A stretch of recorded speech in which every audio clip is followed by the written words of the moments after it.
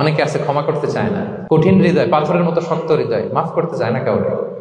উনি আবার মুনাজাতে বসলে আল্লাহ আল্লাহ আমারে মাফ করো, আল্লাহ আমারে ক্ষমা করো, কাঁদতে কাঁদতে বুক ভাসায়। উনি ক্ষমা চায় মাগার উনি কাউরে ক্ষমা করে না। এরকম ডাকাত আছে না নাই?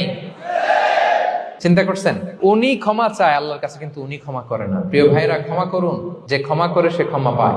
আচ্ছা, একটু চোখটা বন্ধ করে, চোখ বন্ধ করলাম আমি, জানা অজানা পাপের পাহাড়ের দিকে তাকালাম। এবার একটু চিন্তা করেন যে কি পরিমাণে ক্ষমা আল্লাহর পক্ষ থেকে আমার জন্য প্রয়োজন।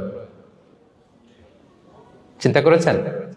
এবার চোখ খুলুন, পাপের পাহাড়ের দিকে একটু তাকান। আপনার আপনার জানা অজানা যে পাপের পাহাড়, তাকান এবং ভাবুন এগুলোর জন্য কি পরিমাণে ক্ষমা আল্লাহর পক্ষ থেকে আপনার দরকার, প্রয়োজন। সেই প্রয়োজনের তাগিদে হলেও ক্ষমা করুন। খেয়াল রাখবেন, যে ক্ষমা করে সে ক্ষমা পায়,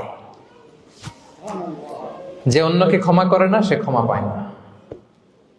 তাহলে আল্লাহর কাছে ক্ষমা চাওয়ার আগে আপনি আপনার পাশের লোকদেরকে ক্ষমা করবেন। পারা যাবে তো ইনশাআল্লাহ?